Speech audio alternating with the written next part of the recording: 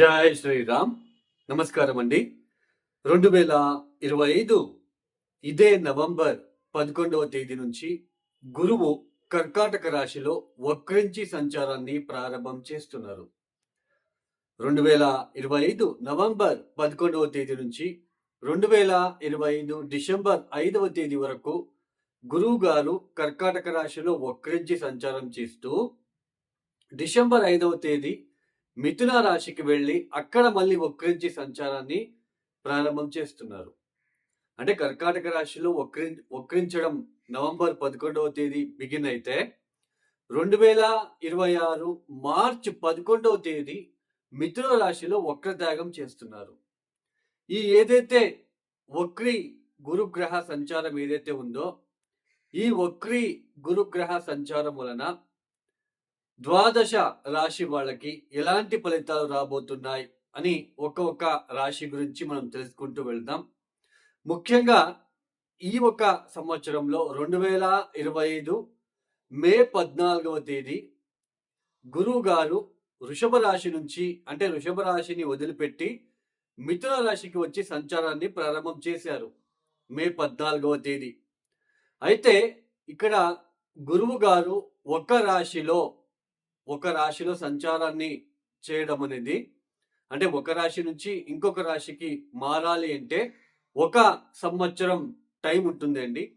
ఒక రాశిలో 30 డిగ్రీలు ఉంటుంది.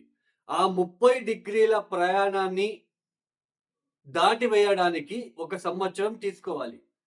అలాంటిది గురువు గారు ఈ 2025 సంవత్సరంలో అతిచార మార్గంలో తొందరగా 30 డిగ్రీలని కేవలం 5 మాసాలలోనే పూర్తి చేసుకొని నెక్స్ట్ హౌస్ కి రావడము, కర్కాటక రాశిలోకి ఎంట్రీ అవ్వడము, అక్కడ ఒక 20 డేస్ ఉండి మళ్ళీ అక్కడ వక్రించి వెనక్కి సంచారాన్ని చేస్తూ మళ్ళా మిథునానికి వెళ్ళి మళ్ళీ అక్కడ వక్రించి సంచారం చేయడం అనేది ఇది చాలా అంతవరకు మనకు ఆల్రెడీ తెలుసు. గోల్డ్ మీద మనము ఇంపాక్ట్ ఎలా చూస్తున్నామో, గోల్డ్ మీద బంగారం ధర ఎంత పెరిగిందో మనం ఆల్రెడీ చూస్తున్నాం. ఈ అతిచార సంచారం అనేది 2033 వరకు ఇలానే కొనసాగుతూ వెళ్తూ ఉంటుంది. అంటే గురువు గారు 5 మాసాలకే నెక్స్ట్ హౌస్ కి రావడము, అక్కడ ఒక 20-25 డేస్ ఉండి మళ్ళా వక్రించడము, మళ్ళా 25 డేస్ తర్వాత వక్రిస్తూ వెనక్కి వెళ్ళడము. సో ఇలాంటిది 2033 వరకు ఉంటుంది. సో మనం ప్రాపంచిక ఆర్థిక వ్యవస్థ మీద కావచ్చు, గోల్డ్ మీద కావచ్చు ఎలా ఇంపాక్ట్ చూపించింది అనేది చూపిస్తా ఉంది అనేది మనం చూస్తున్నాం ఆల్రెడీ. అలానే చాలా రాశుల వాళ్ళు చాలా మంది మా రాశి అని అంటూ ఉంటారు.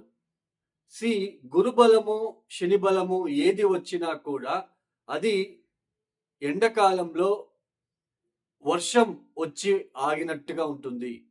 సమ్మర్ సీజన్లో వర్షం వస్తే ఎక్కువ ఉపయోగం ఉండదు. అంటే మన జన్మ జాతకం కూడా చాలా ఇంపార్టెంట్. ఇప్పుడు గోచరంలో గురువు గారు వక్రిస్తున్నారు. సో కొన్ని రాశుల వాళ్ళకి గురుబలం తగ్గుతుంది, కొన్ని రాశుల వాళ్ళకి గురుబలం పెరిగినప్పటికీ వక్రించడం అనేది అంతగా మంచిది కాదు. అలానే మీ దశాభుక్తి ఏం జరుగుతూ ఉందో అది చాలా ఇంపార్టెంట్. ఆ దశాభుక్తి ఎలా మనకి ఉంటుందో దాని మీద ఫలితాలు అనేది ఎక్కువగా ఉంటుంది, ఎక్కువ శాతం ఉంటుంది. రాశి ఫలితాలు అనేది గోచారంలో జరుగుతున్న ఒక ప్లానెటరీ ట్రాన్సిషన్ వలన మాత్రమే మనం చెప్పుకుంటున్నాం. ఇక్కడ ఎవరి ఇండివిజువల్ జాతకం కూడా నేను ఇక్కడ చెప్పడం లేదు. ఓన్లీ గోచారంలో ఈ ఒక గ్రహాల స్థితిగతుల ఒక ఏదైతే ఉంటుందో గ్రహాల మార్పులు వక్రించడము వీటి వలన ఏర్పడే ఇబ్బందులు కావచ్చు, పాజిటివ్ కావచ్చు, అది చెప్పుకుంటున్నాం. ఒక రాశిలో లక్షల మంది ఉంటారు, అందరికీ ఒకే ఫలితాలు ఉండవు, ఇది గుర్తుపెట్టుకోండి. ఇక అలానే ఒక ప్లానెట్ ఒక ఇంటి నుంచి ఇంకొక ఇంటికి అంటే ఒక రాశి నుంచి ఇంకొక రాశికి మారినప్పుడు అష్టకవర్గ బిందువులు ఎన్ని ఇచ్చారో ఆ హౌస్ కి అనేది కూడా మనం చూసుకోవాలి, లేదంటే మనకి ఫలితాలు అర్థం కాదు. ఇక ఒక రాశి గురించి మనము చెప్పుకుంటూ వెళ్దాం. తులా రాశి వాళ్ళ ఫలితాలు. ఈ తులారాశి వాళ్ళు ఈ పంచమ శని నుంచి బయటకి వచ్చి 6వ స్థానంలోకి మొన్న శని వచ్చారు. అలానే ఈ తులారాశి వాళ్ళకి అష్టమ గురువు సంచారం చాలా ఇబ్బంది పడుతూ ఉన్నప్పుడు ఈ 2025 మే 14వ తేదీ నవమానికి వచ్చి సంచారాన్ని ప్రారంభం చేశారు. ఆల్రెడీ చాలా ఇన్వెస్ట్మెంట్ చేసి నష్టపోయి లాసెస్ జరిగి ఇబ్బందులు పడుతూ మీరు వస్తూ ఉన్నప్పుడు ఆరోగ్యరీత్యా ఇవన్నీ ఇబ్బందులు మీరు దాటుకొని మే 14వ తేదీ ఎప్పుడైతే గురువు గారి ప్రవేశం నవమానికి వచ్చిందో అప్పటి నుంచి ఏదో తెలియని కాస్త ప్రశాంతంగా ఉండడం అనిపించడము, ఏదో తెలియని ప్రశాంతత, ఎక్కడో ఒక చోటు ఫైనాన్షియల్ విషయంలో ఇవన్నీ కూడా కొంచెం ఏదో కొద్దిగా పాజిటివ్గా జరుగుతుంది. తీర్థక్షేత్రాల దర్శనాలు కావచ్చు, ఇవన్నీ కూడా మీకు ఎక్కడో ఒక చోట పాజిటివ్ జరుగుతూ ఉంది అని మీకు అనిపించినప్పటికీ ఇంకొక విషయం అండి, ఈ తులారాశి వాళ్ళకి, తుల లగ్నం వాళ్ళకి గురువు మేల్ఫిక్ ప్లానెట్ అవుతారు. అవయోగకారకుడు, మంచి ఫలితాలు ఇచ్చే గ్రహం కాదు. 6వ ఇంటి అధిపతి, తృతీయాధిపతి అయిన గురువు నవమానికి వచ్చారు. గోచారంలో మనం రాశి నుంచి గురుబలం అని చెప్పుకుంటున్నాం. బట్ లగ్నం నుంచి చూసుకుంటే గురుబలం అనేది పెద్దగా వర్తించదు. గురువు మనకి అంత మంచిగా ఫేవరబుల్ గా ఉండడు ఈ తులారాశి వాళ్ళకి. సో ఇది ఎందుకు చెప్తున్నానంటే జాతకం కూడా మనకి ఇంపార్టెంట్. దాన్ని బట్టి చూసుకుంటేనే మనకి ఈజీగా అర్థమవుతుంది.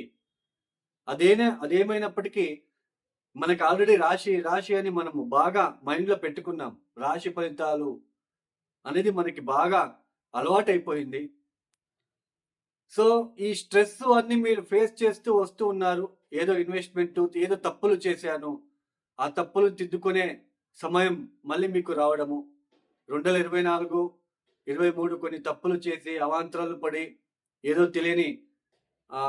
తెలియక తప్పులు చేసి చాలా ఒడిదుడుకులు ఫేస్ చేసి ఇన్వెస్ట్మెంట్ చేసి నష్టాలు మీరు చూసి ఆరోగ్యరీత్యా శారీరకంగా ఇబ్బందులు పడి కౌటుంబిక విషయంలో అర్థం చేసుకుందాం అనే టయానికే మీకు నవమస్థానంలోకి గురువు గారు వచ్చారు. ఎప్పుడైతే గురువు గారు నవమస్థానానికి వచ్చాడో అప్పటి నుంచి కొంచెం దైవభక్తి పెరగడము, ఆ దైవ కార్యాలలో పాల్గొనడము, కొంచెం ఆర్థికంగా బాగుంది, కొంచెం ఏదో ప్రశాంతంగా ఉంది అని మీరు బాగా ఫీల్ అయ్యేసరికే అక్టోబర్ 18వ తేదీ అగైన్ గురువు గారు అతిచార మార్గంలో దశమానికి వచ్చేశారు. ఎప్పుడైతే గురువు గారు దశమ స్థానంలోకి అడుగు పెట్టారో అప్పటి నుంచి అగైన్ ఏదైనా అనుకున్నా కూడా అది విఘ్నాలు ఏర్పడము. నేను ఏదో చేయాలి, నేను ఈ పని చేయాలి, లేదా ఈ వ్యాపారం మొదలు పెట్టాలి, లేదా ఈ ఉద్యోగం ఎతకాలి, దాంట్లో ఎక్కడో ఒక చోటు ఇబ్బందులు మీరు పడుతూ ఉండడానికి, ఏది అనుకున్నా ముందుకి సాగకపోవడము, ఇంట్లో ఏదో తెలియని ఒత్తిడిలాగా అనిపించడము, ఏదో తెలియని కొంచెం ఒత్తిడి అనిపించి ఉండడానికి ఛాన్సెస్ ఉంటుంది. కొంతమందికి జాబ్లో సమ్ సడన్ చేంజెస్ అనేది మీరు చూసి ఉంటారు. జాబ్లో సమ్ సడన్ చేంజెస్ కావచ్చు. ఉద్యోగం లేని వాళ్ళకి, కొంచెం ఎఫర్ట్ పెట్టి ఉండే వాళ్ళకి, వాళ్ళ దశాభుక్తి జాతకంలో బాగున్న వాళ్ళకి ఉద్యోగం కూడా వచ్చి ఉండే ఆస్కారాలు ఉంటాయి. సో దశమ స్థానంలో గురువు గారు ఉద్యోగం ఇచ్చినప్పటికీ ఆ ఉద్యోగంలో స్ట్రెస్, ఒత్తిడిని ఇవ్వడానికి కూడా ఛాన్సెస్ ఉంటుంది. ఒత్తిడి ఎక్కువ మీకు ఇచ్చి ఉంటారు. 6వ ఇంటి అధిపతి దశమ స్థానంలో ఎక్కువ కష్టపడాలి ఉద్యోగం విషయంలో. సో అలాంటి సిచ్యుయేషన్, ఏదో తెలియని జాబ్, పర్లేదు జాబ్ వచ్చింది, ఆ జాబ్లో టెన్షన్ ఎక్కువ, శాలరీ తక్కువ, ఇలా మీరు అనుకుంటూ ఉంటారు. ఇలా దశమానికి వచ్చారు. ఈ నవంబర్ 11వ తేదీ ఆల్రెడీ మళ్ళీ వక్రిస్తున్నారు. ఎగైన్ ఆ ఉద్యోగానికి సంబంధించిన విషయాలలో చాలా ఒడిదుడుకులు, ఏదైనా ఇన్వెస్ట్మెంట్ చేయాలన్నా డబ్బు సరిపోకపోవడము, ఆ గృహంలో మళ్ళీ ఒత్తిడులు పెరగడం లాంటిది, ఇలాంటివన్నీ మళ్ళీ మీకు మొదలయ్యే సూచనలు ఉంటాయి. డిసెంబర్ 5వ తేదీ తర్వాత ఎప్పుడైతే నవమానికి వెళ్ళి అక్కడ వక్రించి సంచారాన్ని ప్రారంభం చేస్తున్నారో అగైన్ మీరు మళ్ళీ కొంచెం ఎక్కడో ఒక చోటు భక్తితో కూడిన మీరు పూజలు చేసుకుంటున్నప్పటికీ ఆ పూజల్లో మళ్ళీ మార్పులు చేసుకోవడము, కొంచెం అర్లీగా లేవలేకపోవడము, ఆ సోదరుల మధ్య ఇబ్బందులు, ప్రతి కార్యంలో ఇబ్బందులు, ట్రావెల్లో ఇబ్బందులు, ఆర్థికంగా ఒక థింకింగ్ మళ్ళీ స్టార్ట్ అవుతుంది. ఏం చేయాలి, ఎట్లా చేయాలి, ఇలాంటివన్నీ మీకు మొదలయ్యే సూచనలు. వెనక చేసిన తప్పులు మళ్ళీ మీకు ఇప్పుడు అది మళ్ళీ మీ మైండ్‌లోకి వచ్చి ఇబ్బంది పెట్టడం లాంటిది ఫీల్ అవ్వడానికి కూడా ఛాన్సెస్ ఉంటుంది. మొత్తానికి గురువుగారు ఇలా సంచారం చేస్తున్నారు. మన జాతకం కూడా చాలా ఇంపార్టెంట్. ఈ తులారాశి వాళ్ళు తప్పనిసరిగా శనగగుగ్గులని శివాలయంలో బుధవారం పంచిపెట్టడానికి ప్రయత్నాలు చేసుకోండి. అలానే స్వీట్ లడ్డు బూందీలని బుధవారం పూట, సోమవారం పూట శివాలయంలో పంచిపెట్టడానికి ప్రయత్నాలు చేసుకోండి. అలానే ప్రతిరోజు విష్ణు సహస్రనామం ప్రతిరోజు ఎంత మీరు పొద్దున్నే వింటారో మీకు అంత మంచిది. ఈ వీడియో ఎవరైతే చూస్తున్నారో లైక్ చేయండి, షేర్ చేయండి, సబ్స్క్రైబ్ చేసుకోండి. సర్వే జనం సుఖినో భవంతు. ధన్యవాదములు.